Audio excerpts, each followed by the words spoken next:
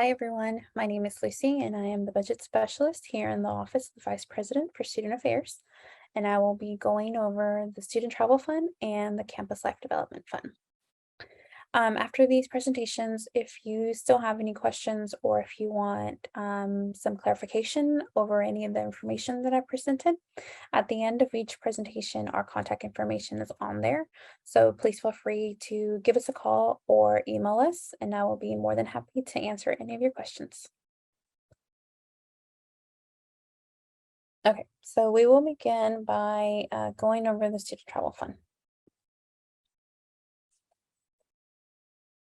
So in order to receive funding from the Student Travel Fund, the travel must be for a recognized student organization, meaning that you should be active on OrgLink. The students who are traveling must have a minimum GPA of a 2.0 and must be enrolled at least part-time. For any travel that falls in between semesters, so any travel that takes part during the winter break or the summer break, those students must be enrolled within the prior year and the upcoming year. So let's say your travel takes place in December. You must have been enrolled in the fall semester and you must be enrolled in the spring semester. If I go in and look at your transcript and you are not enrolled in either of those 2 semesters, you will not be eligible for funding. As always, you can submit your request at a minimum 14 business days prior to the first day of travel. So make sure that you don't include any weekends, any holidays, and that you do not include that first day of travel. Also, please be conscientious that the university during the winter break is closed for at least a week and a half, depending on how the holidays fall. So please be sure that you do not count those days that we are closed. And you can look those days up on the academic calendar. It'll show you when the university will be closed. So make sure that you do not count those days because nobody will be here to process any of your information.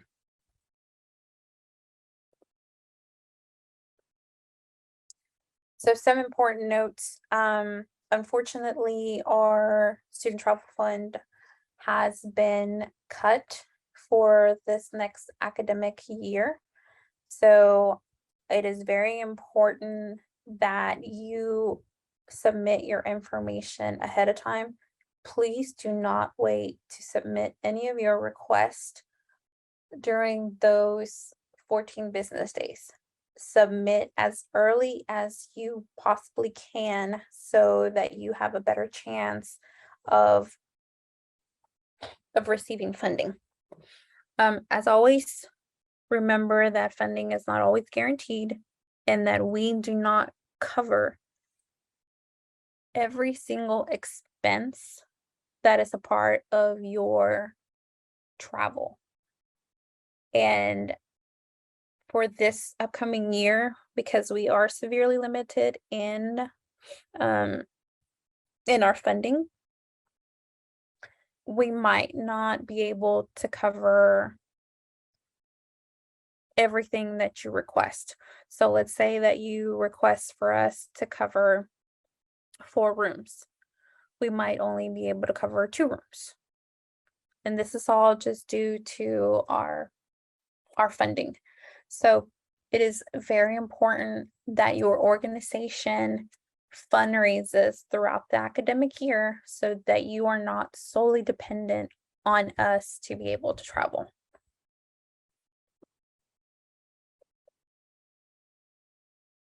So what you need to submit.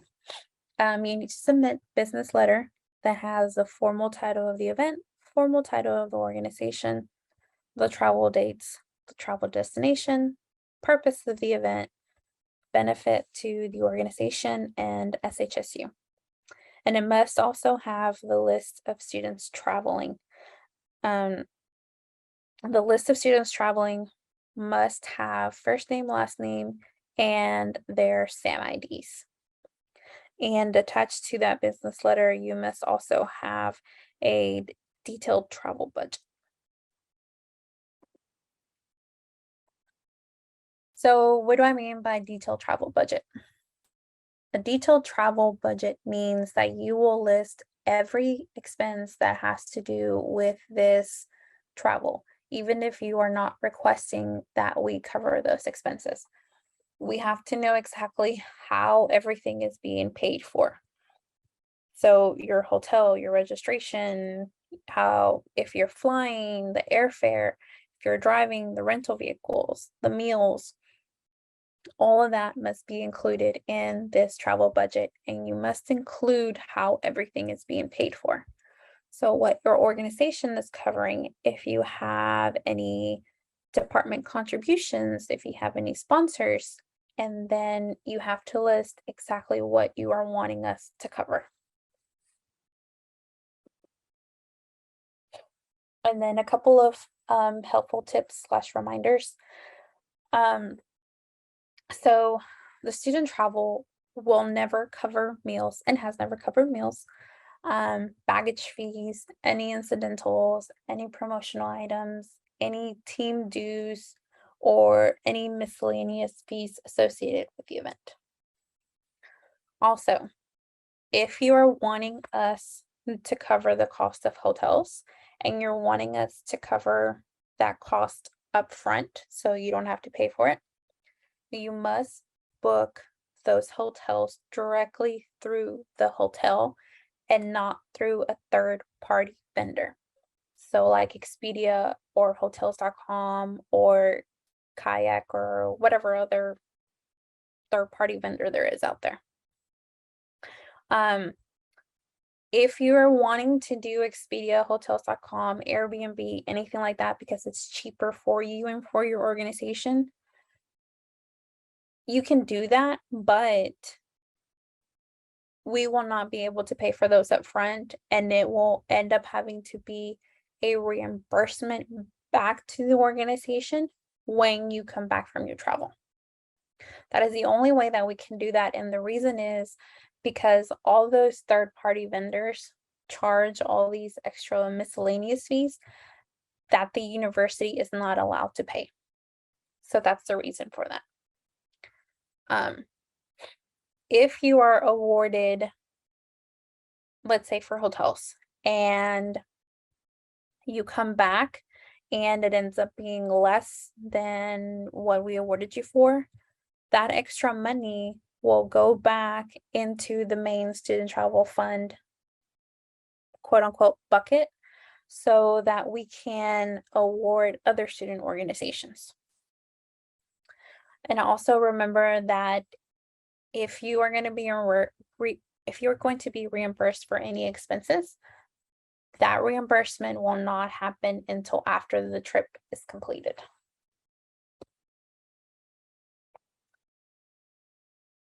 And so when you come back, we always ask you for receipts, right? And so here are a couple of examples of what we're looking for. So for the hotel, it must show a breakdown. So it has to show the breakdown of every day that you were there, the room rate, and the taxes on there. So that's what we're looking for when it comes to hotels. When it comes to fuel reimbursement, you have to show all the information on there. So it has to show the address of where you went, the name of where you went. It has to say pump and it has to say fuel on there. So that way our accounts payable office knows that that's what it is. You cannot submit the first receipt because they will not take it and they will not reimburse you for it. So you have to make sure that what you submit to me has every single detail on that receipt so that we are able to process your travel whenever you come back. Also, whenever you come back, remember that you have to do a post-travel summary and you have to submit at least 2 pictures. your advisor has to complete the Clary Act, and as I mentioned, you have to submit your receipts. So here's a good example of a post-travel summary. It shows on there where the student organization went, what they learned, the awards that they won, and why it was beneficial for them to go. So your post-travel summary has to tie back to your initial proposal. So whatever you said that you were going to do, whatever you said that it was going to be benefit, you have to say, we went for this purpose, this is what we learned, this is how we're going to use the information that we learned at Sam Houston and how we're going to apply it to our organization. It has to be at least half a page long. It can't be 3 or 2 sentences. That's not a summary. So it has to be at least half a page to a page long.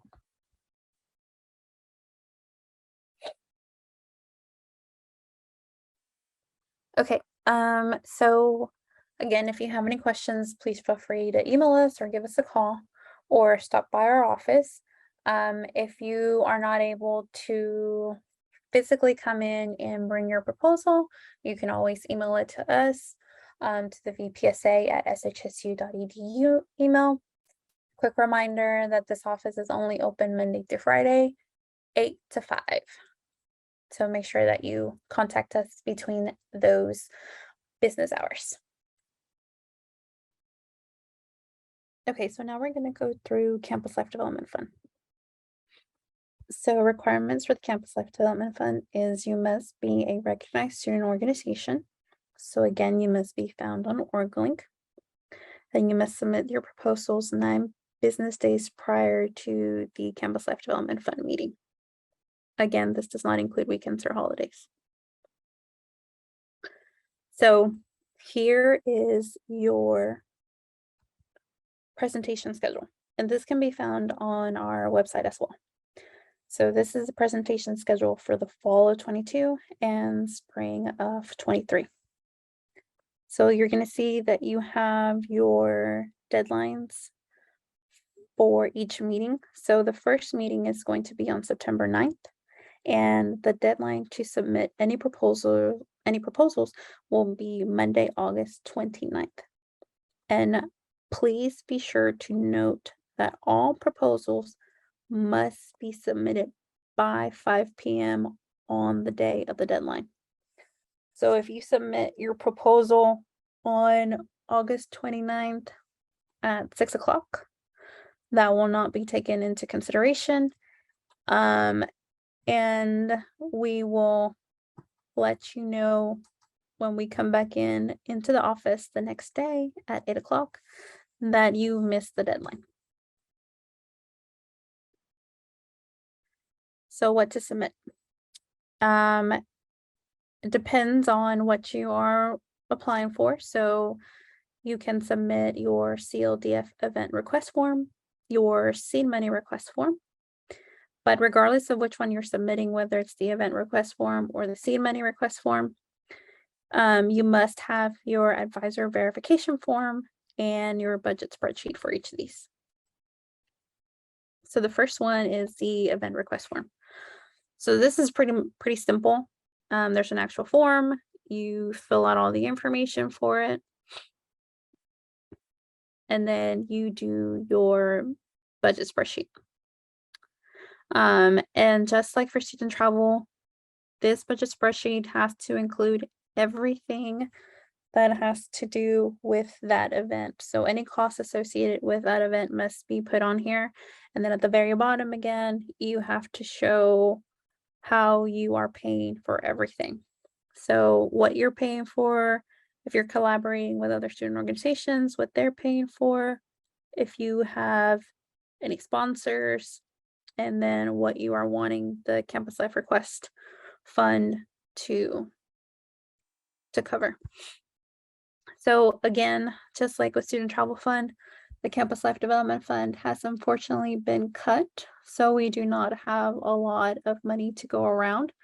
So make sure that you do not wait until the month that your event occurs to submit for that event. And also note that we do not cover all the expenses for an event. So here are some helpful tips and reminders when it comes to event request.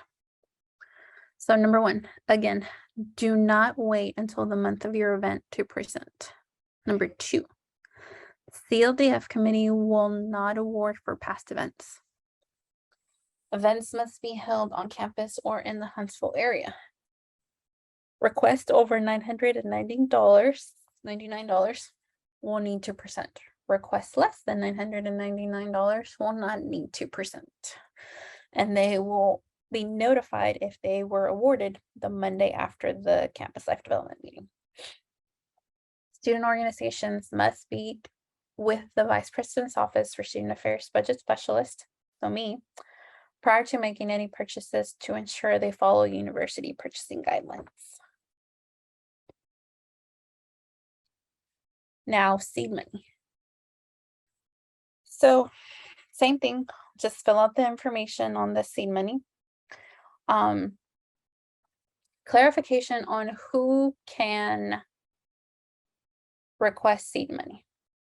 So seed money is only for organizations that have been established during the current academic year.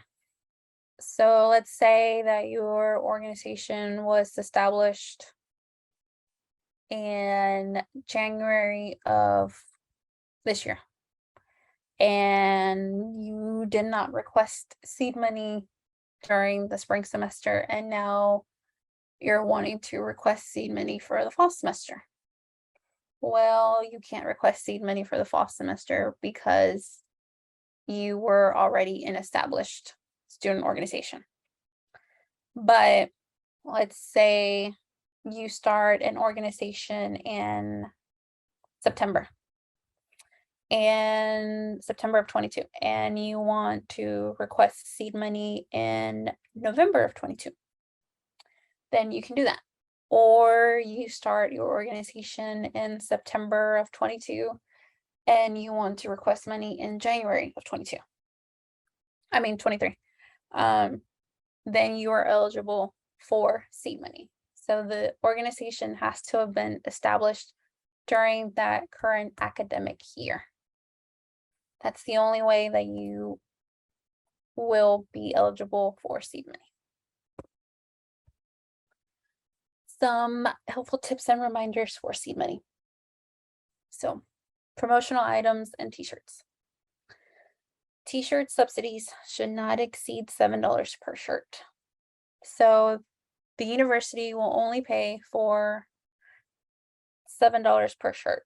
So if you go to Tough Shirts and you're wanting this elaborate design and each shirt is going to cost you $10 per shirt, we will only pay $7 per shirt, and your organization will be responsible for the remaining part of that invoice. All shirts and promotional items must have SHSU on them. All designs must fit the SHSU branding guidelines. So in order to make sure that you are following the guidelines, my suggestion is to reach out to leadership initiatives once you have been awarded seed money and let them know, hey, our organization was just awarded seed money through the Campus Life Development Fund. We are wanting to do t-shirts or buttons or whatever you're wanting to do. Could you help us design a layout for it? And they will help you do that, and then they will make sure that it goes up the food chain to make sure that it is approved. And again, you must meet with me prior to you making any purchases to make sure that we are following the university guidelines. And I stated before, regardless of whether you're doing seed money or whether you're doing events, you have to have your advisor verification form with the request. And make sure that you submit those requests to the VPSA at SHSU email, or you can come in and drop it off physically. We're located in the Lowman Student Center, 3rd floor, LSC, Suite 310. Okay, so that was our campus life and student travel presentation. I know that that was kind of quick and dirty. It was a lot of information. I know that. I really hate that I can't be there physically to answer any questions for y'all, but please feel free to reach out to me. Email me at the vpsa@shsu.edu email. Give me a call at 936-294-1784, and I will be more than happy to answer any of your questions or give you a little bit more clarification on anything that I went through today. So I look forward to hearing from y'all. I look forward to seeing all your requests come in, and I hope all of you have a wonderful fall semester. Bye.